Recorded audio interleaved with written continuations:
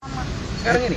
Kedua. Sebagai tersangka kan? Kedua atau tiga. Sekarang ketiga. Yang minggu lalu kan Minggu lalu udah. Tapi ini minta penundaan. Oh, tapi ditunda, tapi ditunda. Jadi ketiga. Jadi dipanggil lagi untuk hari ini. Iya, cuma nggak datang. Tapi udah ditunda terus, dia minta tunggu lagi. Jadi Nikita Mirzani turun dikit, sudah Cak. dipanggil sebagai tersangka 2 kali. Panggilan tersangka pertama beliau tidak datang tapi minta penundaan. Seharusnya kan penundaan itu kan ada ditunda harinya kapan. Tapi kemudian ternyata ada panggilan kedua, kemudian dia tidak hadir. Berarti waktu dia minta penundaan itu dia nggak datang pas penundaan tuh. Tangannya Bang Ical. Panggilan itu kan ada Tangannya Bang suratnya. Ical. Gitu kan. Jadi kalau dia nggak datang, kemudian dipanggil kedua. Nah hari ini kan panggilan kedua nggak datang juga. Mungkin belum datang kan. Semisal nggak datang. Misalnya nggak datang, Semisalnya nggak datang, baru dibikinlah surat panggilan jemput bawa sebagai tersangka. Jadi surat panggilan jemput bawa itu kemudian mencari Nikita di mana, dijemput dan dibawa ke Polda. Gitu. Jadi kalau dia nggak datang hari ini, dibikinlah surat panggilan jemput bawa. Nah kalau sudah dicari-cari nggak ketemu, dia ngumpet misalnya nggak ketemu, ya baru dipindah daftar pencarian orang DPO surat berikutnya.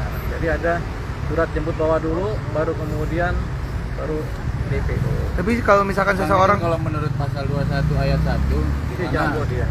dimana kan ketika sudah diangkat menjadi status menjadi tersangka, berhak penyidik untuk menahan dari SK ini, Bang. Iya dong. Khawatir Iya. karena kehilangan barang bukti Iya. ataupun kabur. Berapa nih? Ya jadi kalau tergantung, kalau dia dijerat oleh pidana dengan tuntutan pidananya di bawah 5 tahun, ya bisa tidak ditahan.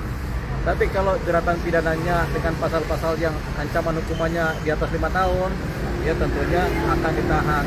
Gitu. Nah sekarang kita lihat Nikita Mirzani dijerat di pasal berapa aja.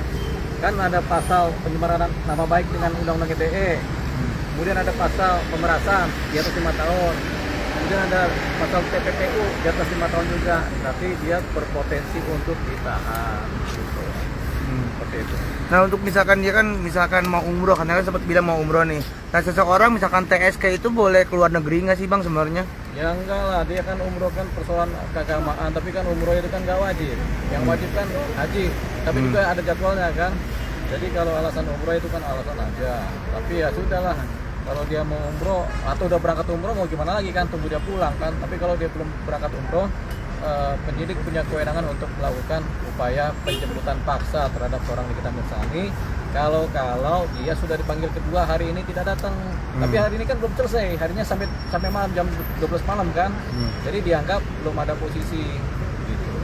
Kalau alasannya hamil, Bang, tapi nanti dalam proses tidak terbukti, apakah keterangan palsu tersebut akan memberatkan rumah dan beliau? Ya kan, hamil nggak hamil kan tergantung tes pack ya.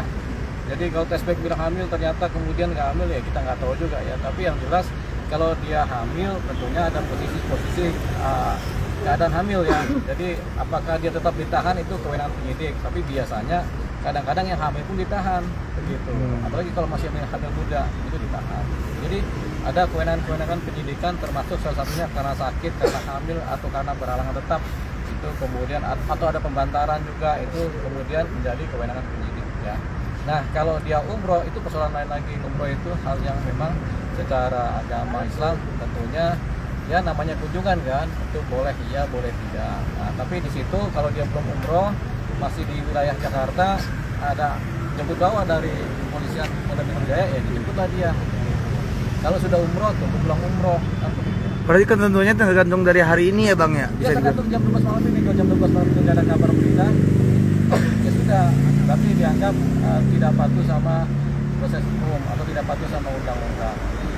Bang, Ical, banyak tangannya yang dong, bilang Ical. kalau misalnya dia itu adalah seorang yang kebal hukum, Bang. Tapi sebenarnya makna yang dari arti orang yang kebal hukum itu seperti apa sih, Bang? Orang yang kebal hukum itu orang yang nggak pernah bikin pelanggaran hukum, itu dia kebal hukum.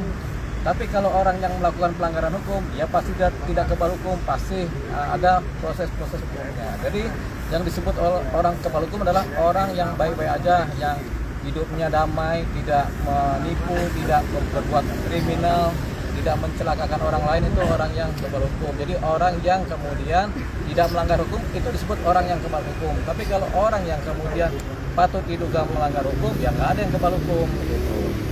Oke. Oke.